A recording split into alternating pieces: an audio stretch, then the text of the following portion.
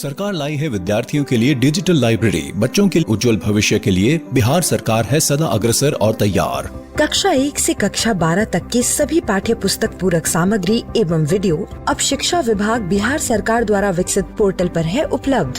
अध्ययन सामग्री देखने के लिए BEPCLots.bihar.gov.in पर विजिट करें अथवा एंड्रॉइड मोबाइल पर गूगल प्ले स्टोर से E-Lots ऐप डाउनलोड करें। शिक्षकों, अभिभावकों एवं बच्चों से अनुरोध है कि इस ई-लाइब्रेरी का अधिक से अधिक लाभ उठाएं और अपनी पढ़ाई जारी रखें।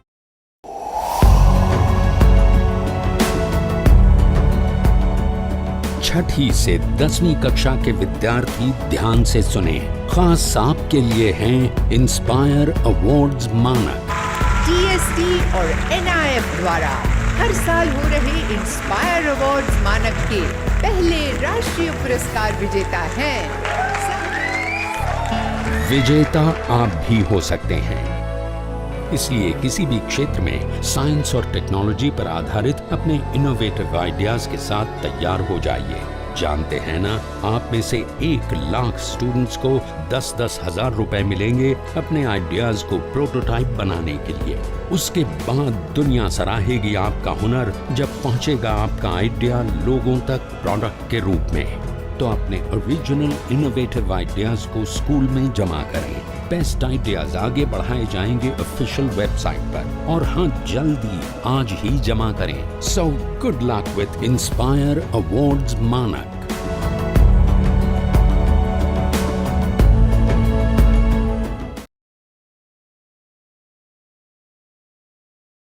चलो जानते हैं बहुपदों के बारे में। बहुपद यानी कि बहुत सारे पद। तो चलो मैं एक यहाँ पे उदाहरण लेता हूँ। 10 गुणा x की घात 7 ऋण 9 गुणा x की घात 2 धन 15 गुणा x की घात 3 और धन 9। तो ये एक बहुपद है या बहुत सारे पद है। अब ज़रूरी नहीं कि बहुत सारे होने चाहिए, तो वो कितने होने चाहिए, वो कितने भी हो सकते हैं। तो दूसरा उदाहरण लेता हूँ। यहाँ पे समझो कि 9 गुणा a की घात 2 ऋण 5, और एक और उदाहरण लेता हूँ मैं।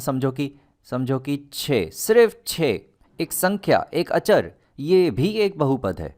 और मैं यहाँ कुछ भी लूँ, समझो कि 7 गुणा y का वर्ग ऋण 3y धन पाई, ये भी एक बहुपद है। तो ये तो उदाहरण हो गए बहुपद के। अब ऐसा भी तो तुम्हें उदाहरण देना चाहिए जो बहुपद नहीं है। तो चलो मैं देता हूँ। अब देखो, यहाँ जो घात है, ये जो 7 है, अगर इस घात को मैं बदल दूँ ऋण 7 से, तो हमें क्या मिलेगा? तो हमें मिलेगा 10 गुणा x की घात ऋण 7 ऋण 9 गुणा x की घात 2 धन 15 गुणा x की घात 3 धन 9।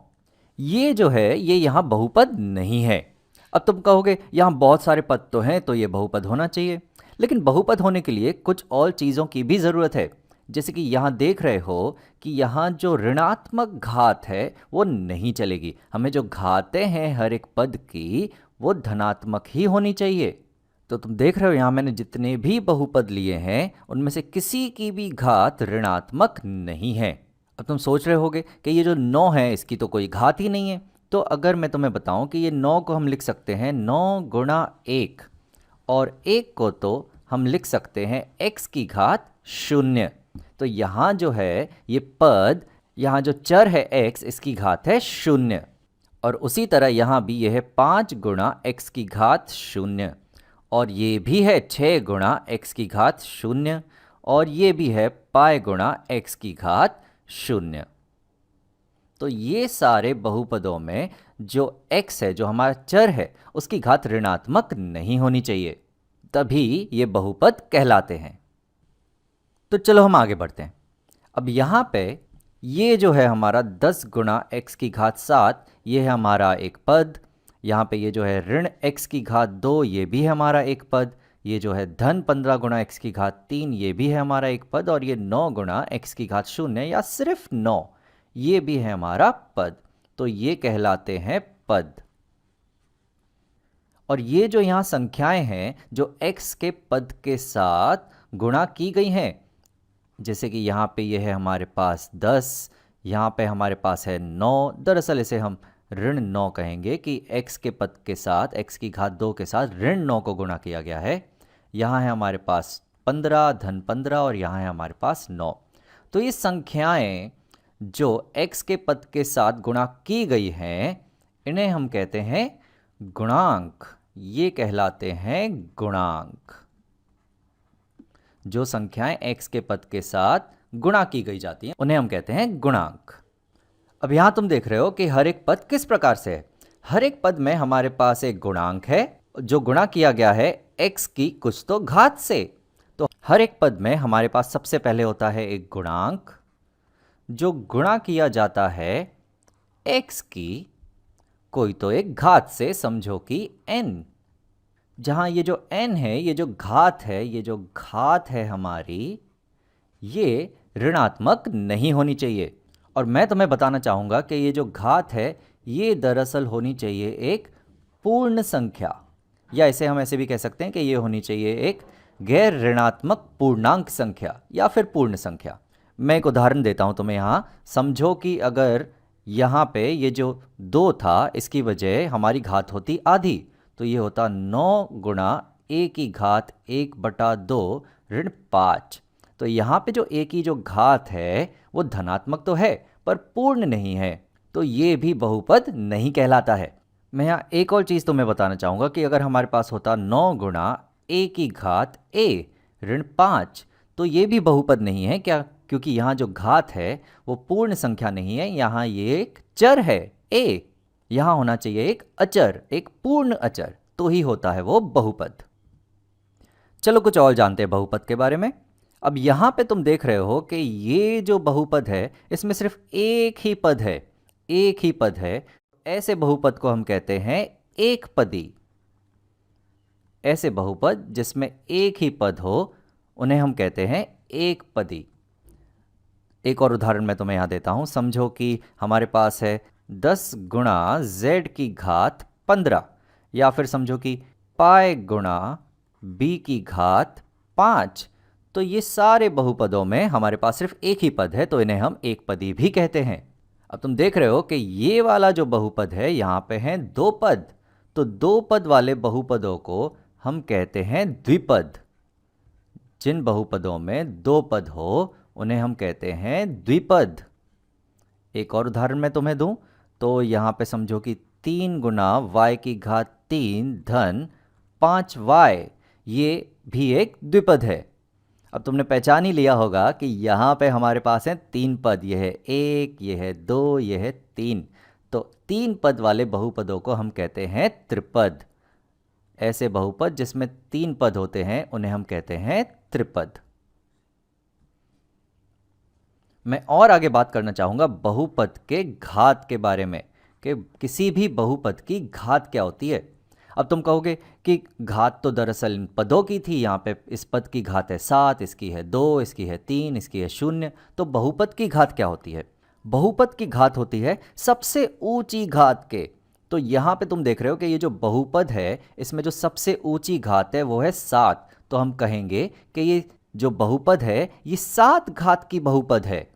उसी तरह से यहाँ पे ये जो द्विपद है, ये द्विपद में जो सबसे ऊंची घात है वो है 2, तो हम कहेंगे कि ये 2 घात वाला या द्विघाती द्विपद है।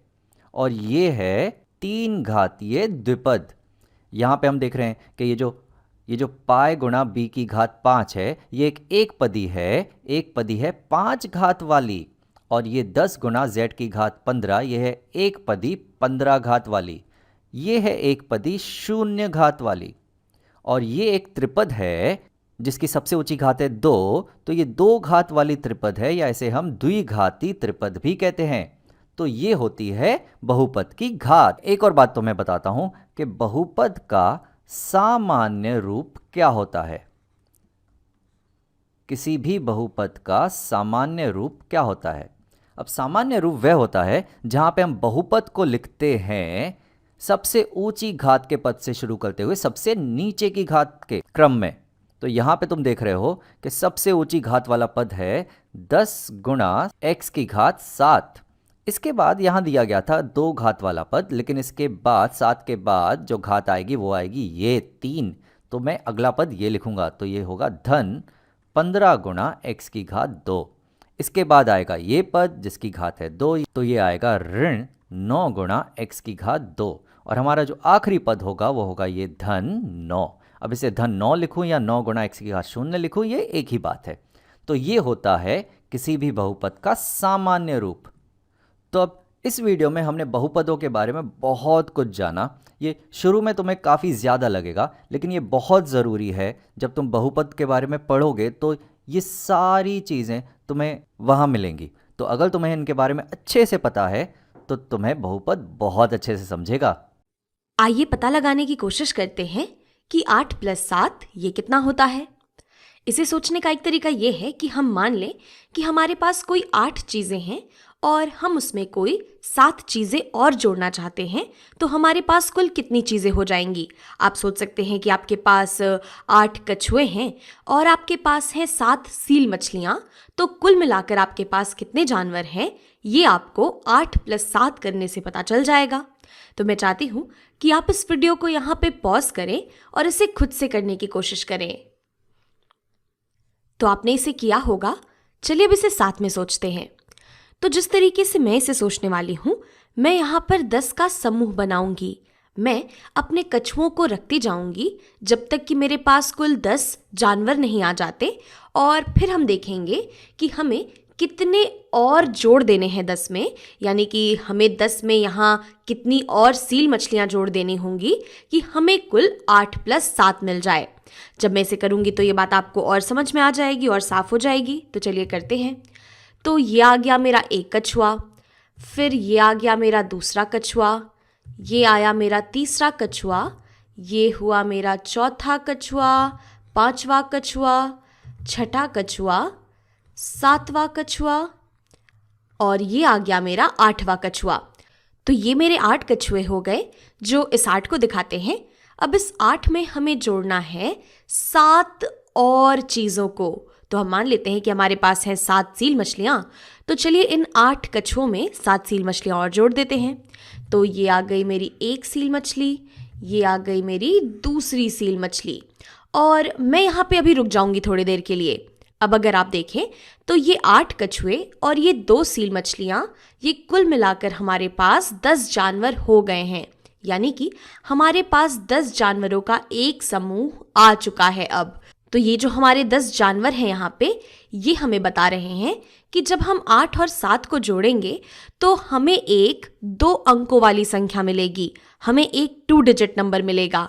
और जो हमें 2 डिजिट नंबर मिलने वाला है उसका जो पहला अंक होगा, जो पहला डिजिट होगा, वो 1 होगा, जो कि हमारे इस 10 से आता है। और इसे आप ऐसे कह सकते हैं कि हमारे दहाई स्थान वाला अंक या फिर टेंस की प्लेस वाला जो डिजिट है वो 1 होगा अगर हम 8 और 7 को जोड़ते हैं। तो हमने यहाँ पर 10 जानवर तो बना लिए, लेकिन अभी हमारा काम खत्म नहीं हुआ है। हमें 7 सील मछलियाँ जोड़नी थी, ना कि 2 सील मछलियाँ। तो 2 सील मछलियाँ तो हम जोड़ चुके हैं। चलिए अब आगे बढ़ते हैं और इसमें कुल 7 सील मछलियाँ जोड़ते हैं। तो ये हमारी 2 सील मछलियाँ हो गई, ये आ गई हमारी तीसरी सील मछली, ये चौथी सील मछली, ये आ गई 5वीं सील मछली, ये आ गई 6ठी सील मछली, और ये आ गई हमारी 7वीं सील मछली। तो अब हमने कुल 8 कछुओं में 1 2 3 4 5 6 7 सील मछलियाँ जोड़ दी हैं। तो अब हम कह सकते हैं कि 8 और 7 को जोड़ने पे हमें एक 2 अंकों वाली संख्या मिलती है, और जो हमारा बायां वाला अंक है, जो हमारा दहाई वाला स्थान है, वो इस एक समूह को दिखाता है 10 चीज़ों के। ये जो हमने 10 जानवर यहाँ पे बनाए हैं, ये जो 10 है, ये दरअसल एक दहाई को दिखाता है। ये हमारे इस संख्या में जो बाईं ओर वाला अंक है, इसको दिखाता है। और 10 जानवरों का एक समूह बनाने के बाद भी हमारे पास कुछ जानवर अभी और भी बचे हुए हैं।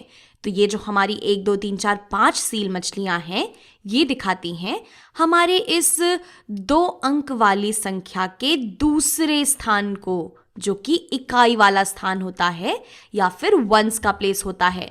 हम कह सकते हैं कि इकाई वाले स्थान पर हमें ये 5 चीज़ें और मिल जाती हैं, यानी कि 8 और 7 को जोड़ने पे हमें 1 दहाई और 5 इकाई मिलती है। तो हम कह सकते हैं कि 8 + 7 ये होता है 15 के बराबर। और ये सभी चीजें ये दरअसल 15 को समझने का एक तरीका है। अगर हम 15 को देखें तो हम कह सकते हैं कि 15 में होती हैं 1 दहाइयाँ। हमारे पास होती है 1 दहाई या 1/10।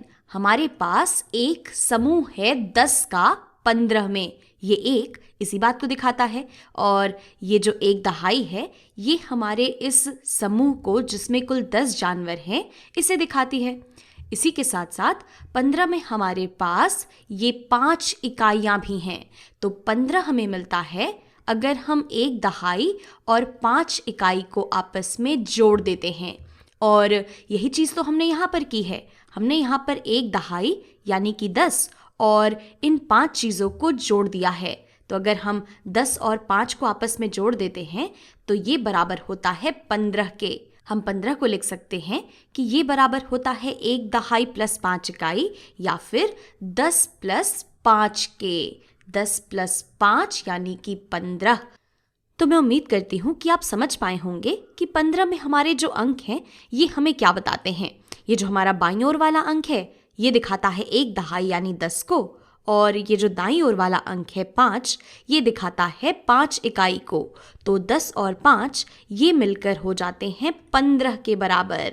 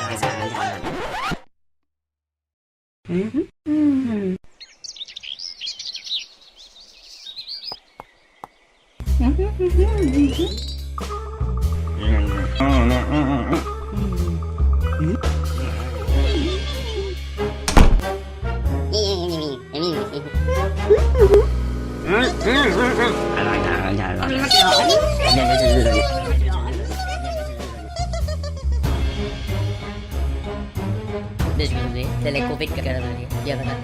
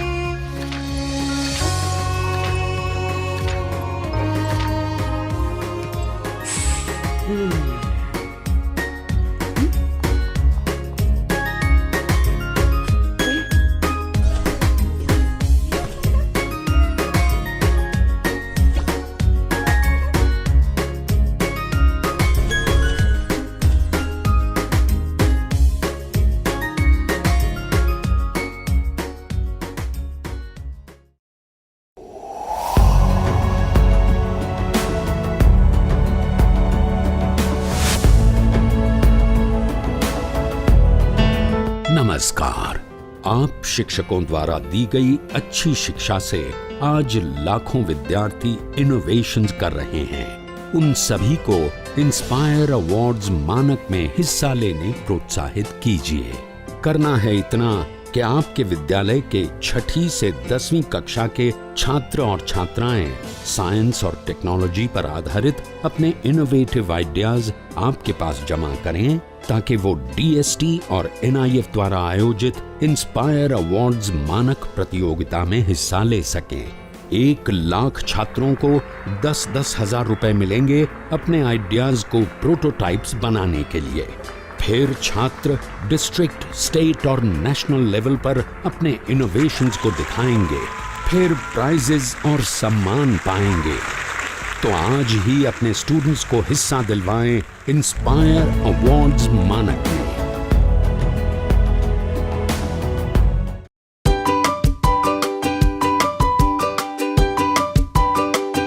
नमो नमः सर्वेभ्यः।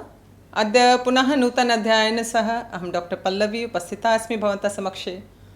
और आज के नए अध्याय में आपके समक्ष बहुत ही विद्वान समाज सुधारक दयानंद सरस्वती के विषय में हम लोग आज पढ़ने वाले हैं। शीर्षक है दयानंद सरस्वती, स्वामी दयानंदा। और यह निबंधात्मक पाठों की श्रेणी में यह हमारा आज का पाठ है। 19वीं शताब्दी में आविर्भूत जितने भी समाज सुधारक थे उनमें दयानंद का स्थान बहुत ही शिखर स्थानीय है ये। और इन्होंने रूढ़िग्रस्त समाज और विकृत धार्मिक व्यवस्था पर कठोर प्रहार करते हुए आर्य समाज नामक संस्था की इन्होंने स्थापना की। और इसकी शाखाओं को अपने ही देश में नहीं बल्कि विदेशों में भी शिक्षा सुधार के लिए प्रयत्नशील रहे। आर्य समाज के माध्यम से इन्होंने रूढ़िगत समाज को जितने भी आडंबर थे उन सब से इन्होंने मुक्त कर दिया। और शिक्षा व्यवस्था में गुरुकुल पद्धति का पुनरुद्धार करते हुए इन्होंने आधुनिक शिक्षा के लिए DAV, आपने नाम तो सुना होगा ना, DAV, हाँ, दयानंद एंग्लो वैदिक जैसे विद्यालयों की भी इन्होंने स्थापना की और अपने अनुयायियों को प्रेरित किया। तो इनके जीवन को ही आज के पाठ में हमें पढ़ना है। शीर्षक तो पता है ना, स्वामी दयानंदा। तो चलिए पाठ की शुरुआत करते हैं। शीर्षक तो स्पष्ट अस्ति ना, स्वामी दयानंदा। भवन्तः तो दयानंद विषय जानन्ति वा ना? आप दयानंद के विषय में जानते हैं ना, उन्हें पहचानते तो होंगे। तो आपकी पुस्तक में चित्र भी है, आप उन्हें देखिए और पहचानिए कि दयानंद कौन है, स्वामी दयानंद कौन है जिन्होंने इतने महान कार्य को किया। ये स्वामी दयानंद हैं जिन्होंने आर्य समाज की स्थापना की और इन्होंने एक पूरा आर्य समाज के जितने भी उसके नियम हैं, उससे संबंधित बातें हैं, उन सभी का संकलन अपनी पुस्तक में किया जिसका नाम है सत्यार्थ प्रकाश। तो चलिए पाठ का आरंभ करते हैं। आप लोग ध्यानपूर्वक सुनेंगे और अपनी पुस्तकें तो है ना आपके सामने, खोलकर साथ साथ उच्चरित करना है। आधुनिक भारते समाजस्य शिक्षायाश्च महान उद्धारकः स्वामी दयानंद। आधुनिक भारत में समाज के और शिक्षा के महान उद्धारक हुए स्वामी दयानंद। आर्य समाज नामक संस्थायाः संस्थापनेन एतस्य प्रभूतम योगदानम भारतीय समाजे गृह्यते। और इन्होंने आर्य समाज नामक संस्था की स्थापना करके समाज को, भारतीय समाज में एक महत्वपूर्ण योगदान देने का कार्य किया। भारतवर्षे राष्ट्रीयतायाः बोधोऽपि अस्य कार्य विशेषः। और भारत में राष्ट्रीयता का ज्ञान करना, ज्ञान कराना इनके कार्य का एक विशेष अंग था।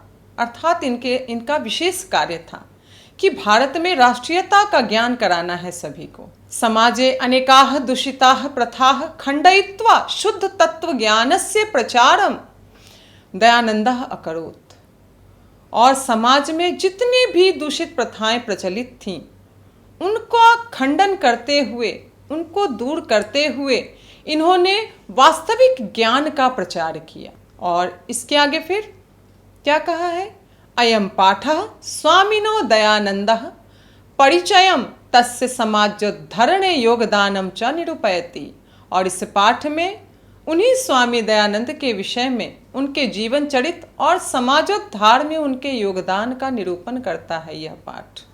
अर्थात उन्होंने कौन कौन से कार्य किए समाजोद्धार के लिए, उन सभी कार्यों का एक संक्षिप्त परिचय कहिए, क्योंकि एक पाठ के माध्यम से आप पूरा परिचय नहीं दे सकते। स्वामी दयानंद एक व्यक्तित्व थे, एक ऐसे व्यक्तित्व जिनका परिचय कुछ शब्दों में नहीं दिया जा सकता। तो बस उन्हीं के कुछ कार्यों को, कुछ उनके जो महत्वपूर्ण कार्य हैं उन्हीं का परिचय इस पाठ के माध्यम से दिया जाएगा। उनका व्यक्तित्व कैसा था, उनका जीवन चरित्र कैसा था, उनका जन्म कहाँ हुआ, इस सब से संबंधित इस पाठ में अभी हम लोग पढ़ने वाले हैं। आप लोग ध्यानपूर्वक सुनेंगे क्योंकि इससे संबंधित आपके बहुत से प्रश्न परीक्षा में उपयोगी होते हैं, जिसके हल करना आपको पाठ पढ़ने के बाद ही संभव हो सकेगा। तर्हि पाठस्य आरम्भः वयं कुर्मः। मध्यकाले नाना कुत्सित रीतयः भारतीयं समाजम् अदूषयन्। मध्यकाल में विभिन्न कुरीतियों ने भारतीय समाज को दूषित कर रखा था। कुरीतियाँ क्या होती हैं? कुरीतियाँ क्या होती हैं? वैसी रीतियाँ जो समाज के लिए उपयोगी नहीं हैं। समाज में कुरीतियाँ हैं। कुरीतियों में क्या हो सकता है? अशिक्षा होगी स्त्रियों की, विधवा विवाह इत्यादि नहीं किया। जैसे किसी के पति मर गए तो उनकी पत्नियों के साथ, विधवाओं के साथ बहुत बुरा व्यवहार किया करते थे लोग। उस समय तो एक समय ऐसा था कि अगर पति का देहांत हो जाता है, देहावसान हो जाता है, तो उनके साथ ही उनकी पत्नी को भी साथ में उनको भी सती कर दिया जाता था। तो इस प्रकार के समाज में कुरीतियाँ फैली हुई थीं और जिसके कारण यह भारतीय समाज दूषित हो रहा था। तो इन सभी से स्वामी दयानंद ने मुक्ति दिलाया है। जातिवाद कृतम वैषम्यम अस्पृश्यता धर्म कार्येषु आडंबरः स्त्रीणाम अशिक्षा विधवानाम गढ़िता स्थिति शिक्षायाः अव्यापकता इत्यादयः दोषाः प्राचीन समाजे आसन। कौन कौन से ये दोष थे जो समाज में व्याप्त थे? जातिवाद से उत्पन्न असमानता, अस्पृश्यता। अस्पृश्यता क्या होती है? छुआछूत जिसे कहते हैं। और धार्मिक कार्यों में आडंबर, दिखावापन, बहुत ज़्यादा एकदम ये आडंबर से युक्त होगा। और स्त्रियों की अशिक्षा, विधवाओं की गंभीर स्थिति, शिक्षा की अव्यापकता इत्यादि दोष भारतीय समाज में फैले हुए थे। अतः अनेके दलिताः हिंदू समाजम तिरस्कृत्य धर्मांतरणम स्वीकृतवन्तः। और इन सभी से परेशान जो दलित वर्ग था, वो उसने क्या किया? ये मध्यकाल की बात हो रही है। उसमें क्या किया इन्होंने? इस दलित वर्ग ने हिंदू समाज को छोड़कर धर्म परिवर्तन करना स्वीकार कर लिया। तो बच्चों एक बात पता है आपको, जैसे समाज में या देश में कुछ भी अगर परिवर्तन होता है तो उसका व्यापक प्रभाव, प्रतिकूल प्रभाव निम्न वर्ग के लोगों पर अत्यधिक पड़ता है। तो इन सभी कुरीतियों से परेशान होकर, त्रस्त होकर उन्होंने हिंदू समाज को छोड़कर और दूसरे धर्मों में जाना स्वीकार कर लिया। और उसके बाद फिर एतादृशे विषमे काले ऊनविंशति शतके केचन धर्मोद्धारकाः सत्यान्वेषिणः समाजस्य वैषम्य निवारकाः भारतवर्षे प्रादुर्भवन्। इसी विपरीत परिस्थिति में विषम काल में 19वीं शताब्दी में कुछ धर्मोद्धारक और सत्य के खोजियों ने, सत्य की खोज करने वाले, समाज की विषमताओं को दूर करने वाले भी लोगों का भारतवर्ष में प्रादुर्भाव हुआ, अर्थात वो उनकी उत्पत्ति हुई। और फिर क्या हुआ? जब इस तरह के लोग आ जाएंगे तो फिर समाज में एक नया बदलाव आएगा। और वो बदलाव कैसे आएगा? और इस बदलाव के लिए स्वामी दयानंद का आना अनिवार्य था। तो आगे पढ़ते हैं फिर। तेषु नूनम स्वामी दयानंदः विचाराणां व्यापकत्वात् समाजोद्धरणस्य संकल्पाच्च शिखर स्थानीय। और निश्चय ही अपने विचारों की व्यापकता, समाजोद्धार के संकल्प के कारण स्वामी दयानंद शिखर स्थानीय हो गए, अर्थात इनको सर्वोच्च शिखर प्राप्त हुआ। क्यों? क्योंकि इनके विचारों में व्यापकता थी, अर्थात ये विचारों के बहुत ही समृद्ध थे। हाँ, इनके अंदर किसी प्रकार के संकुचित इनकी विचारधारा नहीं थी। ये सभी को एक समान दृष्टि से देखा करते थे और समाजोद्धार के संकल्प के कारण इनको एकदम सर्वोच्च स्थान प्राप्त हुआ और ये शिखर स्थान पे आसीन हो गए। अब इन महानुभाव का जन्म कहाँ हुआ, इन महात्मा का जन्म कहाँ हुआ, अब इनके बारे में पढ़ते हैं आगे। फिर क्या है आगे, इनके जन्म से संबंधित परिचय को दिया गया है कि इनका जन्म कहाँ हुआ।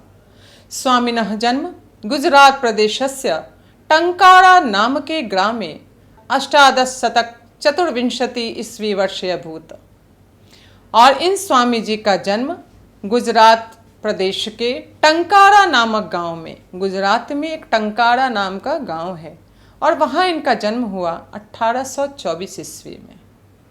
बालकस्य नाम मूल शंकर इति कृतम, और इनके बचपन का नाम मूल शंकर रखा गया है। आपका भी तो कुछ बचपन का नाम होगा ना जी, तो ये सभी का होता है, सभी बच्चों के ना बचपन के कुछ नाम होते हैं या पुकारने वाले नाम होते हैं, तो इनका भी नाम मूल शंकर रखा गया।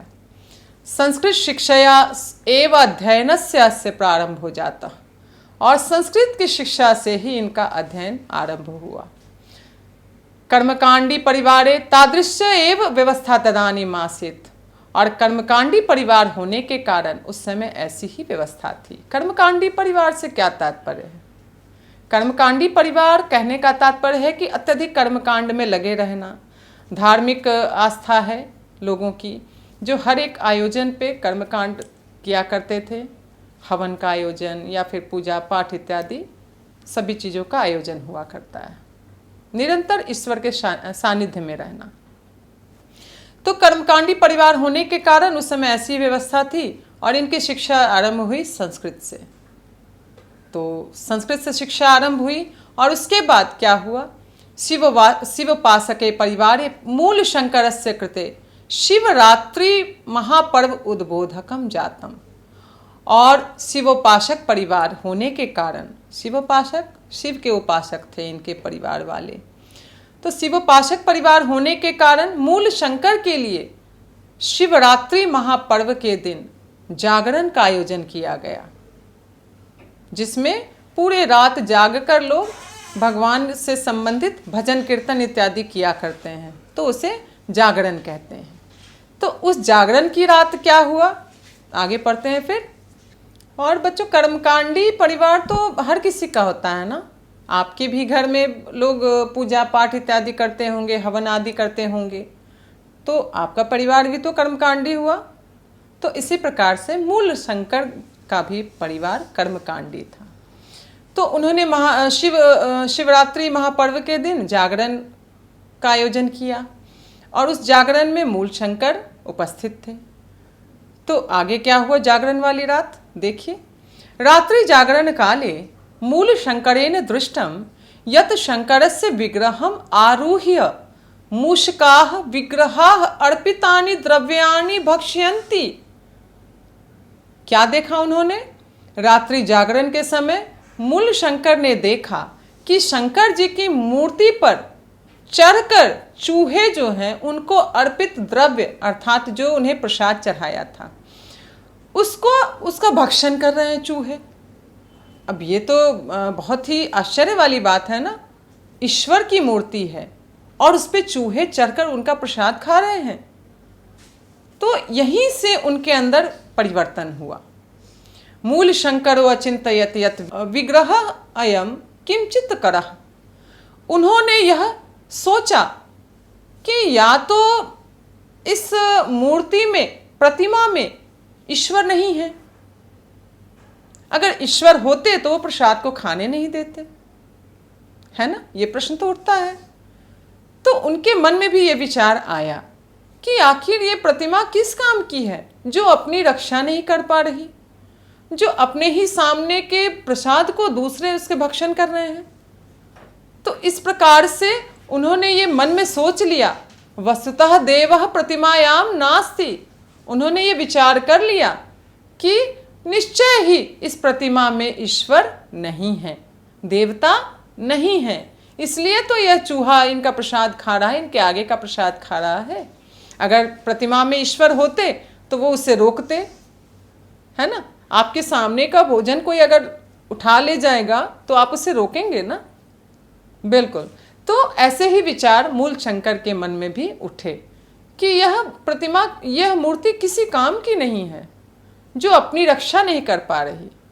तो उन्होंने क्या एक विचार क्या मन में आया उनके कि निश्चय ही इस प्रतिमा में ईश्वर नहीं है। और उसके बाद फिर ततः एव मूल शंकरस्य मूर्ति पूजां प्रति अनास्था जाता। और उसके बाद ही मूल शंकर के मन में मूर्ति पूजा के प्रति अनास्था आ गई, अर्थात मूर्ति पूजा में उनकी आस्था नहीं रही, खत्म हो गई। तो देख रहे हैं किस प्रकार से इनका मूर्ति पूजा के प्रति इनकी अनास्था जागृत हो गई। तो आपकी जिज्ञासा तो बढ़ रही है ना कि अब आगे क्या हुआ। चलिए आगे पढ़ते हैं। फिर आगे क्या हुआ, वर्ष द्वयाभ्यंतरे एव तस्य प्रियायाः स्वसुर निधनम जातम। और 2 वर्षों के अंदर में ही, 2 वर्षों के बाद ही उनकी प्यारी छोटी बहन का निधन हो गया। ततः मूल शंकरे वैराग्य भावः समागतः। और इनकी बहन की मृत्यु के बाद मूल शंकर के मन में वैराग्य की भावना उत्पन्न हो गई। वैराग्य अर्थात उनका अब सामाजिक बंधनों से कोई नाता नहीं रह जाता, बिल्कुल ही विरक्ति हो जाती है।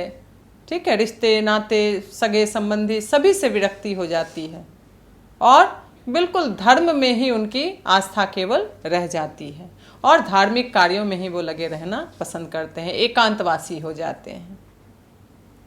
तो इसके बाद जब वैराग्य की भावना आ गई तो फिर आगे क्या किया, आगे फिर पढ़िए, आगे देखते हैं क्या है। और जब वैराग्य की भावना आ गई मन में तो फिर घर में रहने का तो कोई औचित्य ही नहीं है। जी हाँ, तो फिर उसके बाद उन्होंने क्या किया, गृहं परित्यज्य विभिन्नानां विदुषां सतां साधूनां च संगतौ रममाणौ वसौ मथुरायां विरजानन्दस्य प्रज्ञा चक्षुषः विदुषः समीपम अगमत्। और उसके बाद क्या किया इन्होंने, वैराग्य भाव उत्पन्न होने के बाद घर का परित्याग कर कर और विभिन्न विद्वानों साधु संतों की संगति में ये लीन रहने लगे। और इसी क्रम में वो पहुंच गए मथुरा, जहां उनकी मुलाकात किससे हुई, विरजानंद जी से। विरजानंद उनके सानिध्य में ये पहुंचकर और उनके शरण में इन्होंने अपने को अर्पित कर दिया और उन्हें अपना गुरु मान लिया। विरजानंद जो कि महान विद्वान थे। तस्मात् आर्ष ग्रंथानाम अध्ययनम प्रारभत। और उसके बाद वहीं उन्होंने आर्य समाज से संबंधित आर्य ग्रंथों का अध्ययन आरंभ किया। विरजानंदस्य उपदेशात् वैदिक धर्मस्य प्रचारे सत्यस्य प्रसारे च स्वजीवनम साव अर्पितवान। और उसके बाद विरजानंद जी के उपदेशों के द्वारा इन्होंने वैदिक धर्म के प्रचार और सत्य के प्रसार के लिए अपना जीवन अर्पित कर दिया। किस तरह स्वामी दयानंद अब आगे आर्य समाज में लीन रहने लगे, आर्य समाज के प्रसार के लिए ये नित्य उसमें लगे रहे, कभी इन्होंने विश्राम नहीं किया। और उसके बाद यत्र तत्र धर्म आडंबरानाम खंडनम अपि सचकार। और उसके बाद क्या किया इन्होंने, जहाँ तहाँ इन्होंने धार्मिक जो आडंबर व्याप्त थे उन सभी का इन्होंने खंडन किया और उसको दूर करने का प्रयास किया। अनेके पंडिताः तेन पराजिताः तस्य मते च दीक्षिताः। और अनेक विद्वान, अनेक पंडित इनके समक्ष आए, इनके साथ वाद विवाद किया, इनके साथ काफ़ी मंथन किया और सारे के सारे इनसे पराजित हो गए। और सभी ने इनके मतों से प्रभावित होकर इनके सानिध्य में आ गए। वो किस प्रकार से इन्होंने अपने विचारों के द्वारा लोगों पे अपना प्रभाव छोड़ा कि सभी इनसे पराजित होकर नतमस्तक होकर इनकी शरण में आ गए। और इस प्रकार से ये आर्य समाज के विस्तार में लग गए, सत्य के प्रसार में लग गए। और आगे फिर क्या किया, आगे देखिए क्या किया, फिर पढ़ते हैं आगे।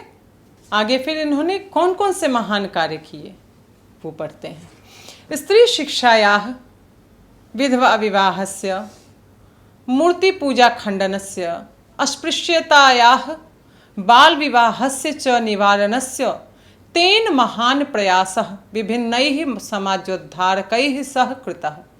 और इसके बाद इन्होंने क्या किया, तो स्त्रियों के लिए शिक्षा की व्यवस्था की, विधवाओं के विवाह की व्यवस्था की।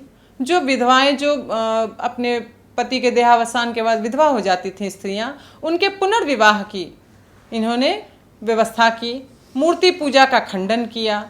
कहा जब मूर्ति में ईश्वर ही नहीं है तो उस मूर्ति की क्या पूजा करनी।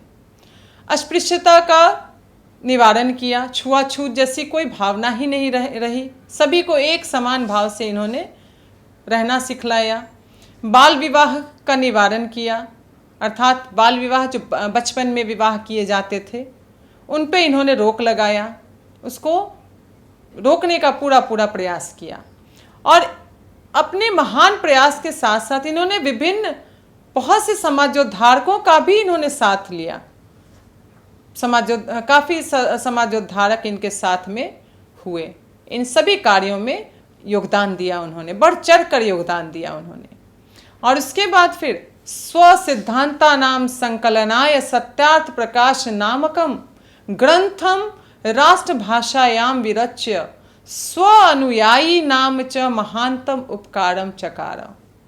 और उसके बाद क्या किया फिर इन्होंने, अपने सिद्धांतों को संकलित करने के लिए, आर्य समाज के जो सिद्धांत हैं उनको संकलित करने के लिए इन्होंने सत्यार्थ प्रकाश नामक एक ग्रंथ की रचना हिंदी में रचना करते हुए अपने अनुयायियों के ऊपर एक उपकार किया, उनके ऊपर एक महान उपकार करने का कार्य किया। हिंदी में इन्होंने सत्यार्थ प्रकाश नामक ग्रंथ की रचना की। और भी आगे क्या क्या किया इन्होंने वो देखिए। किंच वेदात प्रति सर्वेषां धर्मानुयायी नाम ध्यानम आकर्षयन् स्वयं वेद भाष्यानि संस्कृत हिंदी भाषयोः रचितवान। और उसके बाद क्या किया उन्होंने, तो वेदों के प्रति सभी धर्मानुयायियों का ध्यान आकर्षित करने के लिए, जितने भी धर्म में आस्था रखते हैं धर्मानुयायी, उनका ध्यान आकर्षित करने के लिए इन्होंने वेद भाष्यों को स्वयं ही हिंदी और संस्कृत दोनों भाषाओं में लिख डाला। और इससे क्या हुआ, तो जो धर्मानुयायी थे वो काफ़ी लाभान्वित हुए। हिंदी और संस्कृत दोनों भाषाओं में इन्होंने भाष्य को लिख डाला, वेद भाष्यों को लिखा, जिससे कि सभी काफ़ी लाभान्वित हुए। और उसके बाद फिर क्या किया इन्होंने, देखिए आगे फिर। तो बच्चों देख रहे हैं ना किस तरह से इन्होंने अपने विचारों को मूर्त रूप देते हुए समाज में जो व्याप्त कुरीतियाँ थीं उनको किस तरह से कुछ समाजोद्धारकों के सहयोग से इन्होंने दूर करने का प्रयास किया। और उसके बाद इन्होंने आर्य समाज जैसी संस्था की स्थापना कर डाली, DAV जैसी संस्थाओं की स्थापना की। और फिर वेद भाष्यों को लिख डाला, वो भी दो भाषाओं में, संस्कृत और हिंदी में। और आगे जो इन्होंने किया वो क्या था, देखिए। प्राचीन शिक्षायाम दोषान दर्शयित्वा नवीनाम शिक्षाम पद्धतिम सावदर्शयत। और उसके बाद क्या किया इन्होंने, प्राचीन शिक्षा में जो दोष थे उनको दिखाकर इन्होंने नई शिक्षा पद्धति को लाने का प्रयास किया, उसका दर्शन कराया। और प्राचीन शिक्षा पद्धति के दोषों को बतलाने के बाद इन्होंने नई शिक्षा पद्धति का दर्शन कराया। और उसके बाद स्वसिद्धांतानां कार्यान्वयनाय अष्टादशशतक 575 ईस्वी वर्षे मुंबई नगरे आर्य समाज संस्थायाः स्थापनां कृत्वा अनुयायिनां कृते मूर्तरूपेण समाजस्य संशोधनोद्देश्यं प्रकटितवान्। और उसके बाद क्या कि इन्होंने अपने सिद्धांतों को क्रियान्वित करने के लिए, कार्य रूप में देने के लिए 1875 ईस्वी में मुंबई में इन्होंने आर्य समाज नामक संस्था की स्थापना करके अपने अनुयायियों को अपने सिद्धांतों को मूर्त रूप देने का कार्य किया और समाज के संशोधन का उद्देश्य प्रकट किया कि किस प्रकार से हमारे समाज में संशोधन होना है। इस सभी को उन्होंने मूर्त रूप किस रूप में दिया, तो मुंबई में आर्य समाज नामक संस्था की स्थापना करके दिया। और इसके आगे फिर क्या किया उन्होंने, संप्रति आर्य समाजस्य शाखाः प्रशाखाश्च देशे विदेशेषु च प्रायेण प्रति नगरम वर्तन्ते। और ये कार्य यहीं तक नहीं रुका, इन्होंने इसे यहीं तक नहीं रोका बल्कि इसे और आगे विस्तृत किया। तो इस प्रकार से आर्य समाज की शाखाएं उपशाखाएं देशों में ही नहीं अपितु विदेशों में ही प्रत्येक नगर में आपको दिखेगा, जो कि और ये संस्थाएं क्या कर रही हैं, सर्वत्र समाज दूषणानि शिक्षा मलानि च शोधयन्ति।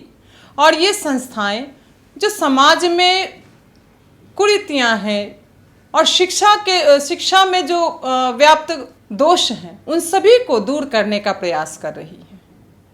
और इसके बाद फिर शिक्षा पद्धतौ गुरुकुला नाम DAV, नाम तो सुना है आपने, बार बार मैं कह रही हूँ, शिक्षा पद्धतौ गुरुकुला नाम DAV दयानंद एंग्लो वैदिक विद्यालया नाम च समूह स्वामिनो दयानंदस्य मृत्योः अष्टादशशतक त्रयोअशीति अनंतरम प्रारब्ध तद अनुयायी भी। और उसके बाद क्या किया, तो शिक्षा पद्धति में गुरुकुलों में, जिसमें कि DAV दयानंद एंग्लो वैदिक के नाम से जिसे जानते हैं, जैसे विद्यालयों के समूह स्वामी दयानंद की मृत्यु के उपरांत उनके अनुयायियों ने इसका आरंभ करके उन्हें एक श्रद्धांजलि अर्पित किया। स्वामी दयानंद जी मृत्यु कब हो रही है, तो मृत्यु दिखाया इन्होंने 1883 ईस्वी में। और उनकी मृत्यु के बाद ही उनके अनुयायियों ने DAV जैसे विद्यालयों के समूह को उन्होंने आरंभ किया और उनको एक सच्ची श्रद्धांजलि अर्पित किया। और इस प्रकार से स्वामी दयानंद ने अपने कार्यों को कितना अच्छे ढंग से उन्होंने मूर्त रूप दिया। और उनके बाद उनकी मृत्यु के पश्चात उनके अनुयायियों ने भी उनके कार्य को रुकने नहीं दिया, बल्कि इसे और आगे की ओर विस्तृत करने का कार्य किया है, फैलाने का कार्य किया है।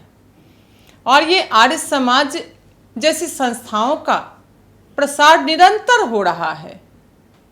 और जो कर्मकांड उन्होंने बंद करने का आरंभ किया, उससे बिल्कुल मूर्त रूप देने का कार्य उनके अनुयायी कर रहे हैं। आज भी जब आप आर्य समाज से अगर कोई आपके आसपास में होंगे जो संबंध रखते होंगे, तो आप उनसे जानकारी ले सकते हैं कि किस प्रकार से वो मूर्ति इत्यादि के बिल्कुल विपक्ष में होते हैं और हवन आदि करते हैं। वो हर एक उपलक्ष्य में आयोजन किया जाता है हवन इत्यादि का, और इस प्रकार से वो कर्मकांड को कम करने का उन्होंने प्रयास किया।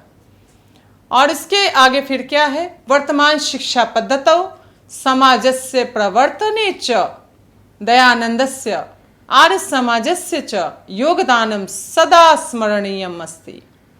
और वर्तमान शिक्षा पद्धति में समाज के परिवर्तन में दयानंद और आर्य समाज का योगदान सदा ही स्मरणीय है और रहेगा, है ना। उनके योगदान को भुलाया नहीं जा सकता। उन्होंने जो कार्य किए, समाज में किस प्रकार की कुरीतियां व्याप्त थीं, आपने देखा मध्यकाल में किस प्रकार से सभी की चर्चा की गई इस पाठ में। उन्होंने इन सभी को दूर करने का प्रयास किया और बहुत हद तक इसको बंद भी कर दिया। मूर्ति पूजा को तो बिल्कुल ही उन्होंने बंद कर दिया और एक नए समाज की उन्होंने जो परिकल्पना की थी उसकी स्थापना उन्होंने कर डाली। तो इस प्रकार से हमने स्वामी दयानंद के विषय में उनके परिचय को जाना, उनके द्वारा किए गए कार्यों को जाना, उनके जन्म को जाना, जन्म में वो किस घटना से प्रभावित हुए और क्यों उनके मन में मूर्ति पूजा के प्रति अनास्था जागृत हो गई। इन सभी के बारे में हमने बहुत अच्छे से इस पाठ में पढ़ लिया। तो इससे संबंधित जो भी प्रश्न होंगे वो आप बहुत अच्छे से उसका समाधान निकाल लेंगे। और जैसा मैंने हमेशा ही बताया है कि पाठ में जितने भी क्लिष्ट शब्द हैं उनके अर्थ दिए हैं। आपको व्याकरण से संबंधित पदच्छेद हैं, हाँ, उसके बाद आपको समास विग्रह है। तो सारी चीज़ें, ये पाठ जो है ना, जो पुस्तक लिखी हुई है, इसमें सारे ही पाठ बहुत ही एकदम संकलित किया हुआ है उसमें सारी जानकारियों, क्योंकि आपको इससे इतर बिल्कुल नहीं चाहिए।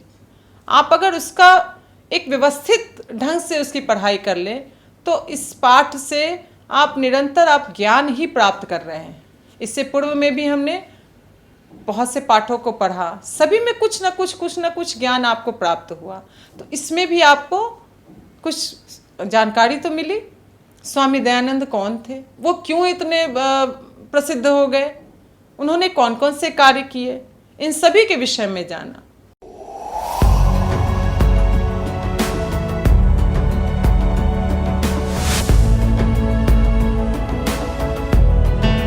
नमस्कार। आप शिक्षकों द्वारा दी गई अच्छी शिक्षा से आज लाखों विद्यार्थी इनोवेशंस कर रहे हैं।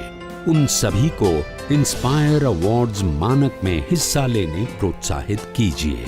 करना है इतना कि आपके विद्यालय के 6ठी से 10वीं कक्षा के छात्र और छात्राएं साइंस और टेक्नोलॉजी पर आधारित अपने इनोवेटिव आइडियाज आपके पास जमा करें, ताकि वो DST और NIF द्वारा आयोजित इंस्पायर अवार्ड्स मानक प्रतियोगिता में हिस्सा ले सकें।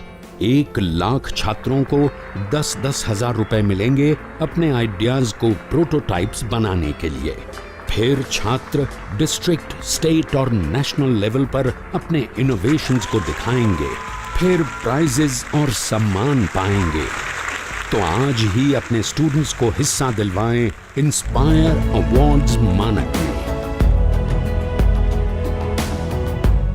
सरकार लाई है विद्यार्थियों के लिए डिजिटल लाइब्रेरी। बच्चों के उज्जवल भविष्य के लिए बिहार सरकार है सदा अग्रसर और तैयार। कक्षा 1 से कक्षा 12 तक की सभी पाठ्य पुस्तक पूरक सामग्री एवं वीडियो अब शिक्षा विभाग बिहार सरकार द्वारा विकसित पोर्टल पर है उपलब्ध।